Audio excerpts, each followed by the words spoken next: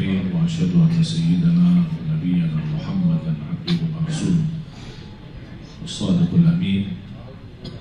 اللهم صل وسلم وبارك على سيدنا محمد وعلى آله وصحبه ومن تبعهم بإحسان إلى يوم الدين. سبحانك لا علم لنا إلا ما علمتنا إنك أنت العليم الحكيم. Alhamdulillah, syukurillah, masih diberikan oleh Allah Subhanahu wa Ta'ala umur untuk kita menambah ibadah. Karena inti daripada umur kita, kehidupan kita di dunia hanya untuk beribadah kepada Allah Subhanahu wa Ta'ala. Itu tugas yang utama. Kalau kita perhatikan, berdulikan, utamakan tugas yang utama ini, selain itu semua urusan kita akan beres. Tetapi kalau kita utamakan hal yang lain, pasti akan terjadi banyak hambatan dalam beribadah maupun dalam urusan dunia. Sahabat Rasulullah SAW, karena mereka sudah faham inti daripada kehidupan mereka hanya untuk menjalani tugas, dan tugas mereka beribadah kepada Allah, mereka sudah benar-benar faham itu. Makanya mereka tidak melepaskan keutamaannya ini, mendekatkan dirinya kepada Allah SWT. Makanya mereka dapat dunia dan akhirat. Bahkan sebelum mereka meninggal dunia sudah diberikan berita gembira menjadi jaminan menjadi ahli surga. Bahkan Allah turunkan ayat banyak di dalam Al-Quran, radhiyallahu anhum wa radu an. Allah telah ridha terhadap mereka. Dan ini berita gembira bagi mereka itu sebelum wafat, sebelum mereka meninggal dunia. Belum lagi berita gembira dari Rasulullah SAW ketika menyebutkan nama-nama orang-orang yang sudah dijamin menjadi ahli surga. Tetapi ketika mereka mendengar berita itu, mendapat jaminan masuk surga, tetap sikap mereka tidak berubah. Istilahnya bukan habis dapat jaminan masuk surga udah duduk manis. Tidak, justru mereka terus memperjuangkan, menjaga keikhlasannya, ketakwaannya, dan tidak ada seperti mereka belum memiliki jaminan masuk surga. Dan banyak kisah-kisah para sahabat, termasuk Sayyidina Abu Bakar radhiyallahu anhu, dia merasa dirinya masih banyak kekurangan. Itu yang disebutkan khalifah yang paling pertama, yang paling dekat sama Rasulullah SAW, yang disebutkan di dalam Al-Quran. Dan banyak bagaimana keridhaan Allah Subhanahu wa Ta'ala terhadap Sayyidina Abu Bakar radhiyallahu anhu. Sampai beliau pernah berkata, ya laitani kuntu tayran la li wa la alai. Sekiranya kalau aku jadi seperti burung, hidup dan mati, tidak akan tanggung jawab dan tidak ada hisab. Kalau berkata itu Sayyidina Abu Bakar, kira-kira kita bilang apa? Umar bin Khattab radhiyallahu anhu ketika wafat, saat menghadapi sakratul maut, datang Abdullah bin Umar membawakan bantal di bawah kepalanya. Beliau berkata kepada anaknya, wahai anakku, ambillah bantal itu dan taruh kepalaku di atas tanah, mudah-mudahan Allah rahmati. Itu sikap mereka, itu ketakutan mereka, keikhlasan mereka. Imam Ahmad Hanbali ketika disuruh sama anaknya, habis melihat perjuangan bapaknya luar biasa, ulama menjadi ahli hadis dan ulama imam ahli sunnah. Imam ni dari para ahli sunnah wal jamaah, Imam Ahmad Hanbali. Dan ketika anaknya menyuruh, istirahatlah ayahku, terlalu capek antara sibuk ibadah, kemudian menulis hadis, mengumpulkan hadis-hadis Rasulullah SAW. Apa kata beliau? Saya tidak akan bisa istirahat sampai dua telapak kaki saya masuk surga. Artinya kalau dua kaki, kalau masih satu langkah kakinya masuk surga, yang kedua belum masuk, saya belum bisa jamin dan saya belum bisa istirahat. Sampai dua-duanya, artinya sampai yang masuk surga Allah Subhanahu wa ta'ala. Karena mereka sudah faham inti daripada hidup mereka di dunia. Subhanallah, tidak terasa sudah kita di ujung bulan Sya'ban.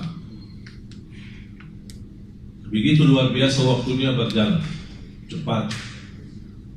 Dan nanti di hari kiamat Allah tidak akan ditanya berapa usiamu, berapa bulan Ramadan Anda jumpa, berapa bertemu Lailatul Qadar, berapa kali i'tikaf dalam usiamu. Allah SWT tidak akan bertanya berapa banyak ibadahmu atau berapa banyak atau usia-usia, tapi yang akan ditanya apa yang Anda isi dalam usiamu, terutama yang muda. Lan tazula qadama 'abdin yaumul qiyamah hatta yus'al an arba'. Tidak akan tergeser kaki seorang sebagaimana kata Rasulullah SAW di hari kiamat sampai Allah SWT memberikan 4 pertanyaan. An umurihi fima afnah, pertama umurnya apa yang kamu isi. 10 tahun, 50 tahun, 60 tahun, 70 tahun, sampai ada 100 tahun. Allah tidak peduli berapa panjang usiamu, tetapi isinya apa. Makanya ada sebagian para sahabat ketika ditanya berapa usiamu, dia berkata 10 tahun. Padahal terlihat sudah tua, karena mereka menganggap 10 tahun ketika mereka kedatangan Nabi Muhammad dan mereka menerima Islam, itulah umur yang sebenarnya. Yang sebelum itu di masa jahiliyah mereka menganggap sia-sia. Kita semua punya masa jahiliyah. Tidak maksud daripada masa jahiliyah harus kafir atau non-muslim. Masa jahiliyahnya berapa kali kita tinggalkan salat, berapa kali kita durhaka sama orang tua, berapa kali masuk puasa tapi kita tidak puasa. Itu kan jahiliyah kita, kebodohan kita. Masih ikuti hawa nafsu dan syahwat, itu namanya jahiliyah. Ketika kita berhijrah, ketika kita bertaubat, Allah Subhanahu wa ta'ala salah satu karunia-Nya menghapuskan semua masa lalu kita dengan segala isinya, dihapus oleh Allah Subhanahu wa ta'ala. Termasuk di bulan Ramadan, makanya disebutkan bulan Ramadan bulan ampunan. Nanti saya akan jelaskan apa kaitan Ramadan sama ampunan. Kenapa Ramadan menjadi bulan ampunan? Diambil dari makna Ramadan. Jadi tidak akan tergeser kaki seorang sampai ditanya oleh Allah 4 pertanyaan. Yang pertama, an umurihi fima afna, umurmu apa yang kamu isi. Wa an syababihi fima abla, lebih detail lagi usia mudamu, apa yang kamu lakukan. Padahal usia muda itu termasuk sebagian dari umur kan? Tapi kenapa ditanya lagi? Sudah ditanya soal umur, ditanya lagi soal usia muda. Karena di usia muda, yang saya mengambil dari beberapa ayat dan hadis Rasulullah SAW, kesimpulannya, seorang pemuda yang taat lebih mulia di sisi Allah daripada yang tua yang taat. Nih, sama-sama taat kan? Tapi di sisi Allah lebih muda, yang usia muda, taat, istiqamah, jauh lebih mulia dan agung di sisi Allah daripada yang tua yang taat. Kenapa? Karena godaan yang muda itu jauh lebih besar daripada yang tua. Kalau sudah tua, apaan yang mau digoda? Tapi dia menghadapi godaan, hawa nafsunya, syahwat yang begitu tinggi, terpengaruh dengan lingkungan, tapi dia mampu menghadapi semuanya dan dia tetap istiqomah dalam bertaat kepada Allah. Makanya disebutkan salah satu dari 7 orang yang di bawah naungan Allah Subhanahu wa ta'ala, disebutkan wasyabun nasya'a fi ta'atillah, seorang pemuda yang bisa menjaga diri dalam taat kepada Allah Subhanahu wa ta'ala. Disebutkan sampai dia memiliki keistimewaan di hari kiamat di bawah naungan Allah Subhanahu wa ta'ala hari kiamat.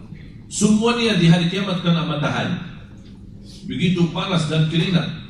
Dan keringatnya kalau kita di dunia dari atas ke bawah, kalau di akhirat kebalik. Keringatnya bukan turun tapi naik dari kaki sampai ke atas. Seberapa banyak dosa kita semakin naik, sampai ada orang yang tenggelam dalam keringatnya sendiri. Nauzubillah min dzalik. Oleh karena itu seorang pemuda yang taat, istiqomah, pasti dia mendapatkan posisi yang mulia di sisi Allah Subhanahu wa taala. Makanya Allah akan kita diminta pertanggungjawabannya, usia mudamu apa yang kamu lakukan? Wa an syababi fima ablah. Wa an malihi. Yang ketiga, wa an malihi, hartamu. Dari mana dan kemana? Disitulah kesulitannya. Kadang-kadang kita menjaga sumber yang halal, tapi pengeluarannya tidak jelas, mubazir, apalagi kalau masuk ke haram. Jadi yang harus kita mempertanggungjawabannya bukan hanya sumber dana dari mana. Allah akan tanya, kemana uang itu? Kemana hartamu? Mana yang buat jalan Allah, di jalan Allah, mana yang buat untuk kehidupan dunia dan hiburan saja. Ini semua harus dipersiapkan pertanggungjawaban. Dan yang akan ditanyakan bukan harta yang haram. Kalau soal yang haram, Allah tidak akan tanya lagi, karena sudah jelas haram. Tapi kita masih melakukannya, itu langsung diazab. Makanya ulama berkata, soal harta, halaluha hisab, wa haramuha iqab. Harta yang halal bakal dihisab, padahal halal, bersih, tapi bakal dihisab. Dari mana dan kemana? Wa haramuha, harta yang haram tidak akan dihisab, tetapi langsung diazab. Nauzubillah. Jadi dari mana dan kemana? Dan banyak kita lihat orang yang memiliki kemampuan, seberapa persen yang dia untuk umat, untuk lillahi ta'ala, dan seberapa persen yang dia gunakan untuk dunia. Ketika masuk rumah orang yang kaya, hiasannya saja bisa miliaran. Berhiasan sana sini, di ruang ini, di ruang itu. Ini bakal dipertanggungjawab. Memang halal, usahanya halal, bisnisnya halal, tidak pernah dia mau yang haram. Tetapi begitu kemewahan, ini bakal ditanya oleh Allah Subhanahu wa ta'ala, dan persiapkan pertanggungjawabannya di hadapan Allah. Jadi Islam tidak mengharapkan kita senang menikmati harta kita, tetapi ada batas. Ada batas. Hiburannya pun ada batas. Kesenangannya ada batas. Karena kita di dunia ini bukan untuk berhiburan, bersenang-senang. Kesenangan itu menjadi sampingan saja, tapi utama hidup kita di dunia, wa ma khalaqtul jinna wal insa illa liya'budun. Bagaimana kita bisa menjaga kemuliaan kalimat la ilaha illallah, menjaga sampai kita wafat, dan insyaallah kita wafat dalam mengucapkan la ilaha illallah. Terus yang keempat pertanyaannya, wa an ilmihi madza amila bihi. Dengan ilmumu apa yang kamu amalkan? Allah tidak akan tanya berapa banyak belajar, berapa majlis ta'lim Anda hadir, berapa guru kamu, berapa Anda mendengar ceramah sana sini, berapa Anda mendengar di YouTube. Allah tidak tanya itu, tapi ditanya amalannya apa. Sudah belajar? Ya. Amal? Belum ada. Oleh karena itu, sebaik-baik ilmu yang kita mampu mengamalkan. Dalam istilah ilmu nafi' diikuti dengan amalun salih. Walaupun amalan yang kita lakukan tidak sempurna sesuai ilmu yang kita dapat, tapi sudah ada ikhtiar, sudah ada usaha. Ya Allah, itulah kemampuan kami. La yukallifullahu nafsan illa usaha. Fattaqullaha mastata'tum. Bertakwalah kepada Allah sesuai kemampuan. Nabi SAW bersabda, "Idza amartukum bi amrin fa'tu minhu mastata'tum." Kalau aku perintahkan kalian, lakukan apa yang kalian mampu. Apa yang kita mampu. Rasulullah SAW sudah mencontohkan banyak dari sunnah-sunnahnya. Mana yang kita mampu jalankan, kita jalankan. Istilahnya, kalau tidak bisa semuanya, jangan tinggalkan semuanya. Mana yang kita bisa, kita lakukan. Ada niat, ada ikhtiar. Aku bisa ini, aku bisa misal jaga tahajud walaupun hanya 2 rakaat. Ada orang lain bisa 4 rakaat. Ada orang lain bisa sampai 10 rakaat. Itu kan beda-beda kemampuan. Asal jangan sampai satu malam lewat belum salat malam sama sekali. Paling tidak witir.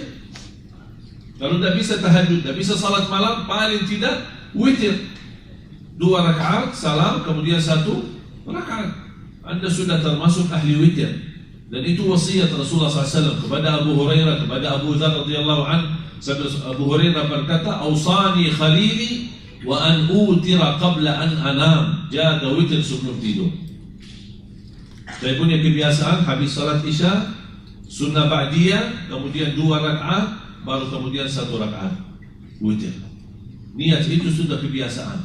Pulang ke rumah beraktivitas, ada jadwal, ada mana-mana, pulang ke rumah sudah malam, tidur, istirahat. Kalau sempat tahajud, alhamdulillah. Tidak sempat tahajud, sudah alhamdulillah menjadi ahli witir karena sudah salat witir. Kalau sempat tahajud, sesudah tidur, sebelum azan subuh, boleh anda tahajud tapi tidak boleh witir lagi karena sudah witir duluan. Jadi paling tidak kita jaga witir. Bahkan sebagian ulama tidak bisa menerima saksi pernikahannya seorang kalau dia tidak menjaga witir. Coba kalau setiap ada pernikahan ada 2 saksi, kita tanya, Pak sudah witir belum? Jangankan witir, salat jamaahnya kadang-kadang orang. Saya pernah hadir di salah satu acara pernikahan di Madinah, dan yang memimpin acara seorang ulama, ya macam kantor kawaya kalau di sana. Terus ada 2 saksi dari pihak keluarga. Ditanya, untuk salat di masjid berjamaah tidak? Ya kadang-kadang, oh maaf saya tidak terima saksi. Jadi orang yang salat jamaah di masjid. Karena dianggap orang yang tidak menjaga salat berjamaah di masjid itu kurang amanah dan tidak sah jadi saksi. Coba kalau setiap ada orang pernikahan kita tanya, malu ya? Di mana salat jamaah, di mana masjidnya? Udah tahu kan? Jadi berat. Begitu luar biasa luas mempelajari agama. Makanya jemaah sekalian, jalani apa yang kita mampu. Wa an ilmihi madza amila bihi. Termasuk bulan Sya'ban. Bagi ahlul Quran, mereka menjadikan bulan Sya'ban bulan khatam Al-Quran, bukan bulan Ramadan. Mulai dari Sya'ban mereka berbanyak khatam Al-Quran. Kenapa? Mempersiapkan diri sebelum masuk Ramadan. Begitu masuk Ramadan mereka lanjut khataman. Sampai Imam Syafi'i 60 kali khatam di bulan suci Ramadan. 60 kali berarti dalam 1 hari 2 kali. Coba kita tanya berapa kali kita khatam. Jangan-jangan seumur hidup 1 kali sudah bikin acara syukuran lagi. Bayangkan berapa kita hijrah.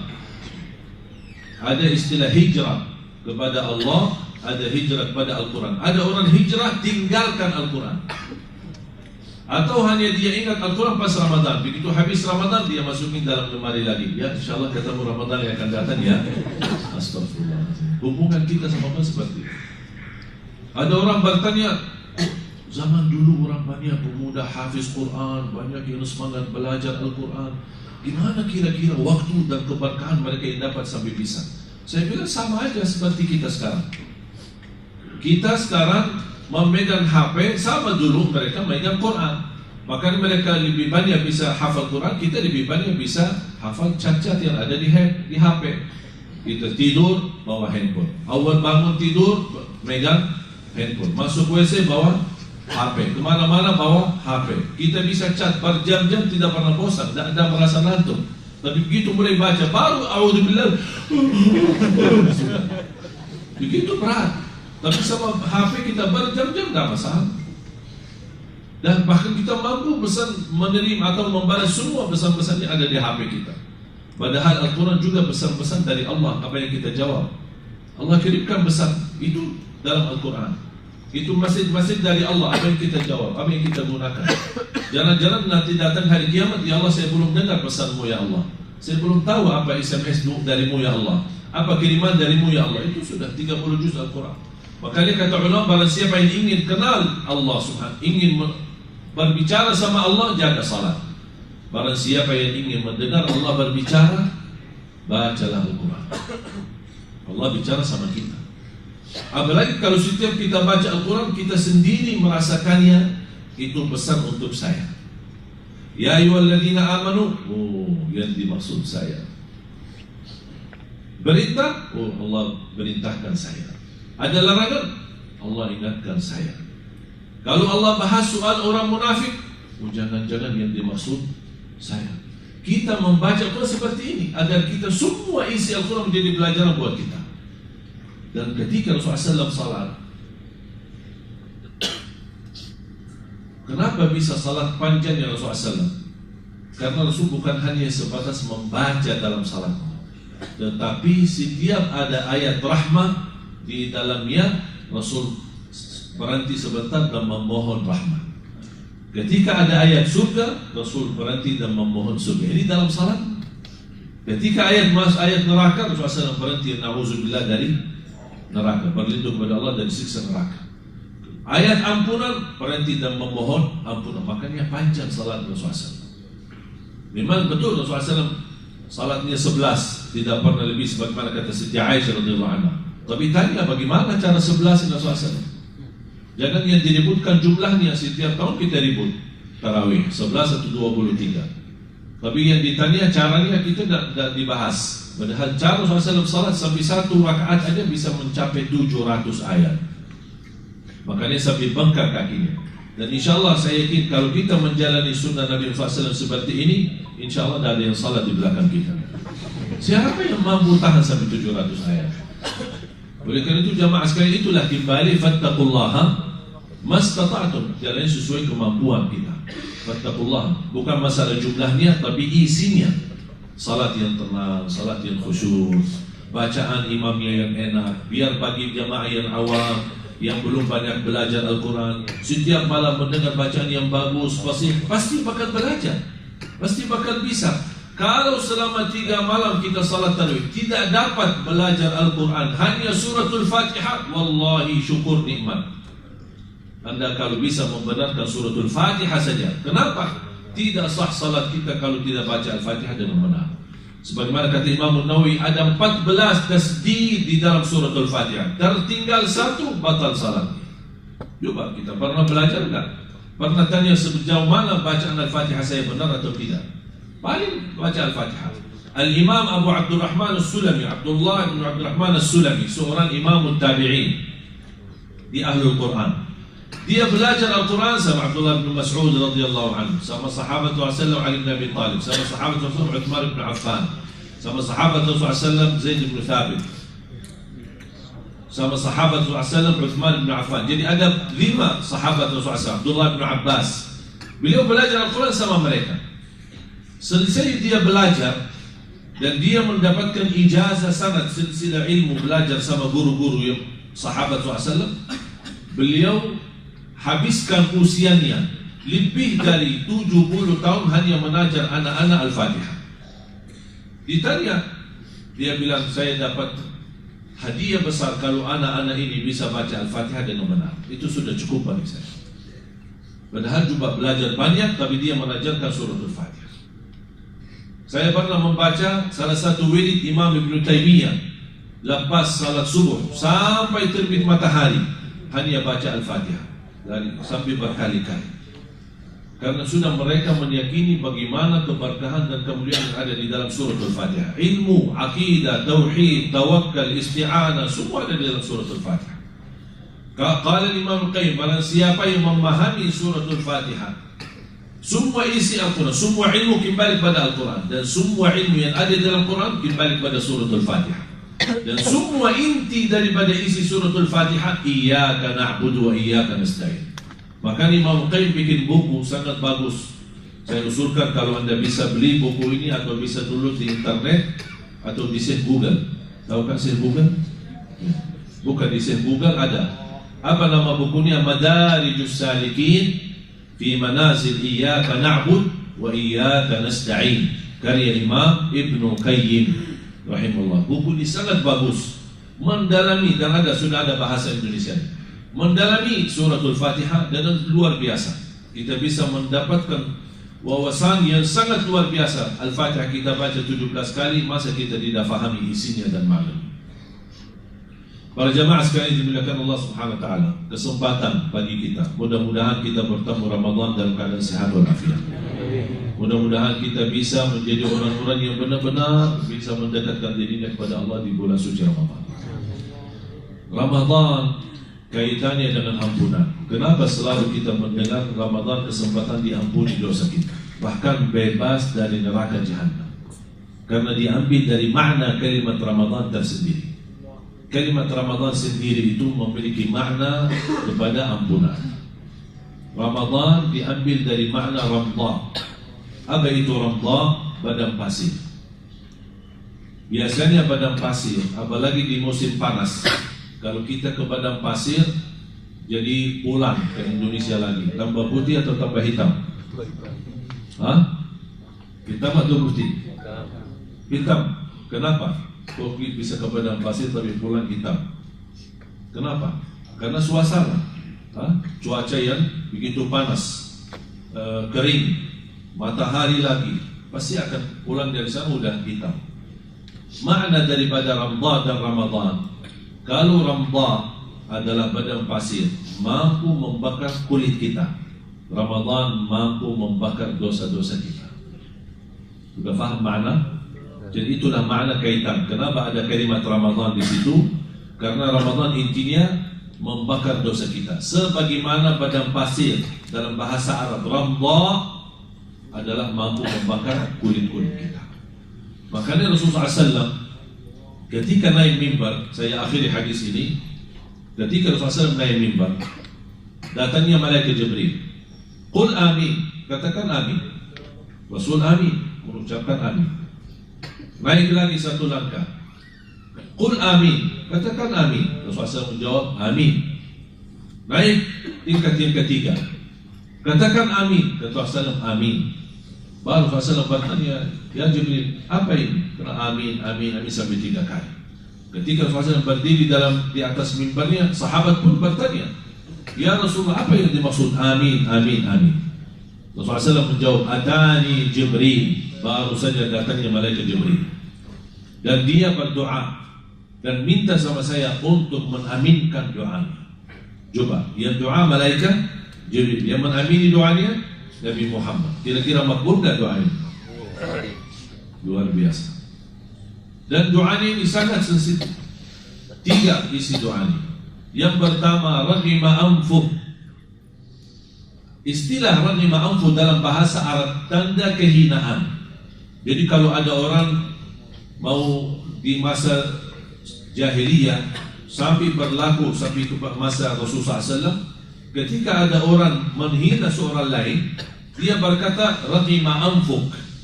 Apa itu raghima anfuk? Anfuk itu bahasa Arab hidung. Jadi seolah-olah hidungmu tercampur dengan tanah dan pasir. Itu tanda kehinaan. Maka malaikat Jibril berkata, raghima anfuk, fantas dihina oleh Allah.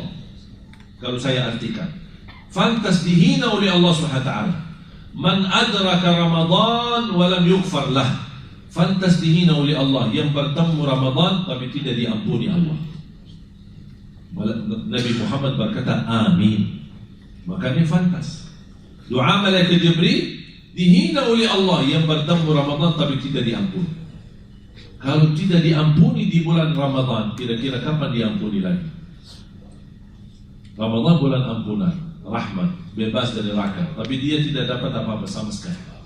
Apa sebabnya? Karena dia orang yang lalai di bulan Ramadan. Kalau di bulan Ramadan aja bisa lalai, kira-kira gimana bulan-bulan yang lain? Makanya fantas dihina oleh Allah Subhanahu wa taala. Nauzubillah. Yang kedua, doa malaikat Jibril. Raghima anfu man adraka abawaihi ahaduhuma aw kilahuma wa lam yudkhilah al-jannah. Di riwayat wa lam yughfar lah. Fantas dihina oleh Allah orang-orang yang mendapatkan bertemu orang tua, salah satunya atau dua-duanya, tetapi dia tidak diampuni Allah. Artinya apa? Dia punya kesempatan melalui orang tua berbakti baik, akan diampuni dan dijamin masuk surga, tapi dia tidak memanfaatkan adanya orang tua. Malah justru dia menyakiti orang tua dan berdurhaka sama orang tua. Makanya ada seorang ulama ketika meninggal ibunya dan dia menangis, terlihat sedih. Muridnya menegur gurunya.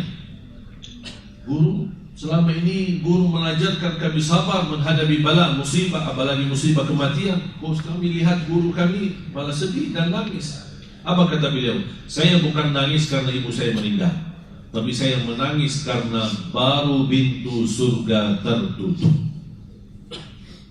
Istilahnya melalui berbakti baik sama orang tua. Kalau sudah meninggal dunia tertutup sudah pintu, tidak ada lagi melalui mereka. Tapi alhamdulillah karunia dari Islam masih memberikan luang. Ketika ada orang tua kita yang sudah meninggal dan kita merasa banyak kekurangan belum bisa selama mereka hidup menjadi berbakti baik, alhamdulillah Islam masih memberikan luang untuk beramal saleh untuk mereka.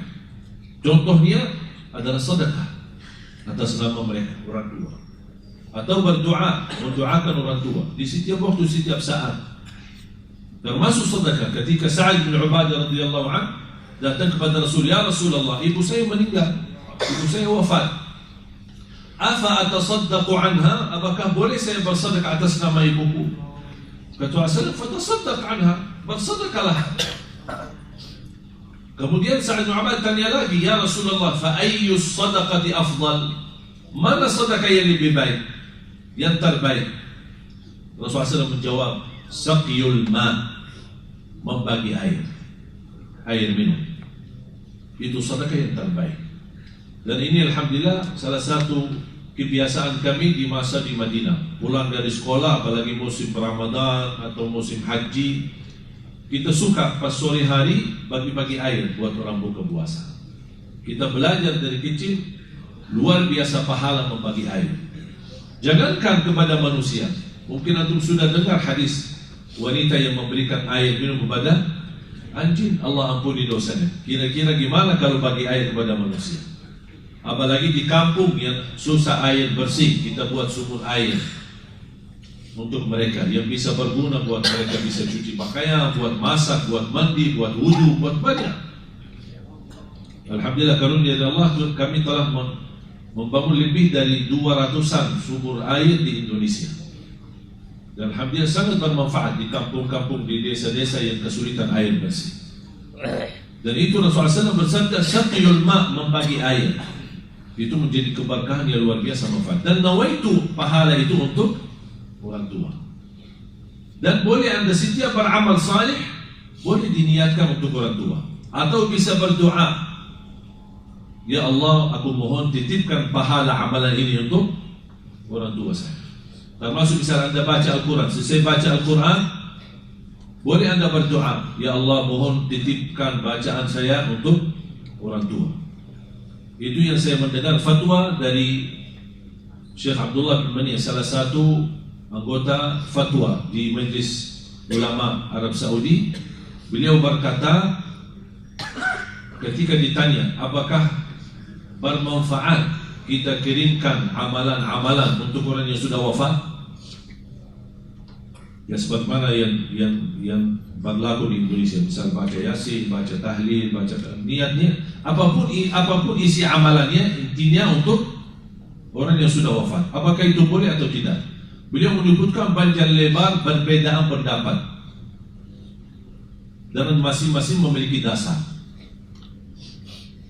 Kesimpulannya, kata beliau, supaya anda keluar dari perbedaan itu, anda selesai amalannya berdoa, ya Allah, aku mohon titipkan pahala bacaanku amalan ini untuk orang tuaku.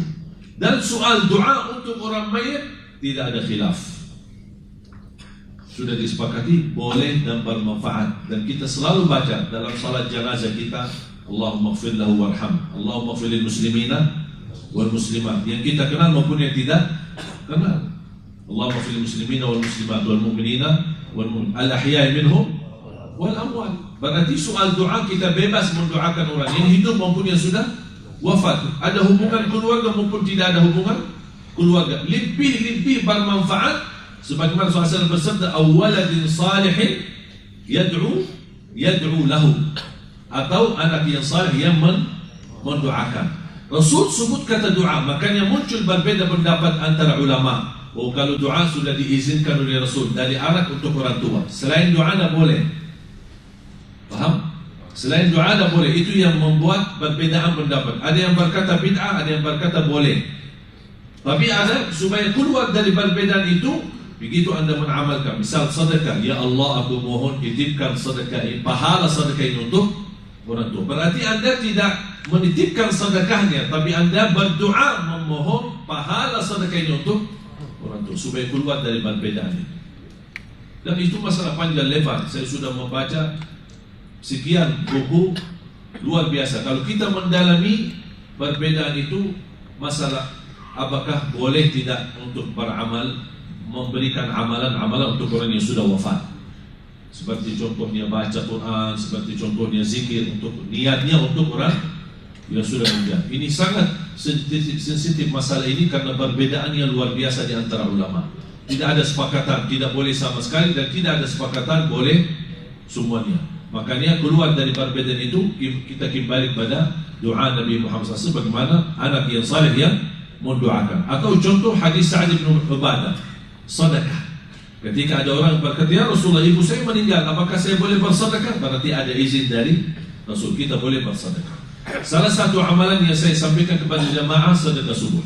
Kalau boleh, mulai hari ini, kalau bisa istiqomah, sedekah subuh. Kenapa saya bilangkan sedekah subuh? Semua sedekah di waktu mana dan dimanapun insya Allah baik, manfaatnya banyak. Tapi kenapa saya fokus sedekah subuh? Karena itu sarannya dari Nabi Muhammad SAW, bukan dari saya. Rasulullah SAW sendiri mengingatkan kita, orang yang bersedekah di setiap subuh Allah turunkan malaikat, 2 malaikat. Satu mendoakan keberkahan yang berinfak di subuh hari, yang satu lagi mendoakan dijauhkan keberkahannya dari kalau yang tidak infak di subuh hari. Makanya subhanallah, saya mendapatkan pelajaran, dan banyak jamaah mengamalkan amalan ini untuk hajatnya, untuk kesembuhannya, untuk apa saja, luar biasa mendapatkan keberkahannya dan balasan dari Allah SWT. Sedekah subuh, begitu anda isi, boleh berdoa. Yang saya boleh sebutkan, sedekah disertai doa. Itu namanya at-tawassul bil amal salih. Dan banyak contohnya di hadis-hadis Rasulullah SAW. Misal contoh, kita salat malam, habis salat malam berdoa, tawassul kepada Allah, ya Allah dengan berkahnya salat malam, ya Allah seandainya diterima salat malamku, ya Allah berikan kemudahan. Ketika anda bersedekah subuh hari, ya Allah dengan berkah sedekah ini kabulkan hajatku. Ya Allah dengan berkah sedekah ini, ibu saya sedang menderita sakit, sembuhkan penyakitnya. Ya Allah dengan berkah sedekah ini, saya sedang melamar kerjaan, ya Allah jadikan ini kemudahan bagi saya. Ya Allah dengan berkah sedekah ini, ya Allah berikan kemudahan jodoh. Saya mencintai seorang dan saya jatuh cinta, saya ingin ya Allah menjudi atau melamar dia, ya Allah berikan kemudahan dan jalan yang baik. Ya, semua ketika bersedekah disertai doa. Sedekah subuh maupun sedekah di waktu-waktu lain. Seperti kebiasaan ada orang yang sedekah di kota amal, di masjid, di majlis ta'lim atau di hari Jumat. Intinya jangan lupa berdoa. Tawassul kepada Allah dengan doa, namanya tawassul bil amalis salih. Tawassul dengan amal salih. Sebagaimana yang kita baca di hadis-hadis yang 3 orang masuk dalam gua yang tertutup, mereka berdoa kepada Allah dengan amalan mereka masing-masing sampai mereka diselamatkan oleh Allah Subhanahu wa ta'ala. Dan sedekah subuh tidak harus susah mencari anak yatim dan miskin. Mungkin kalau subuh hari susah menemukan anak yatim atau miskin, anda bikin, mulai hari ini bikin kotak amal, simpan di rumah atau kaling atau apa saja, simpan di rumah. Setiap anda habis subuh, sebelum beraktivitas, sebelum keluar rumah untuk bekerja, isi sedekah. Bismillah, kita sedekah. Ketika anda isi, disertai doa. Ya Allah dengan berkah sedekah ini saya menghadapi hutang, berikan kemudahan untuk melunasi hutang. Berkahi rezeki saya. Ya Allah.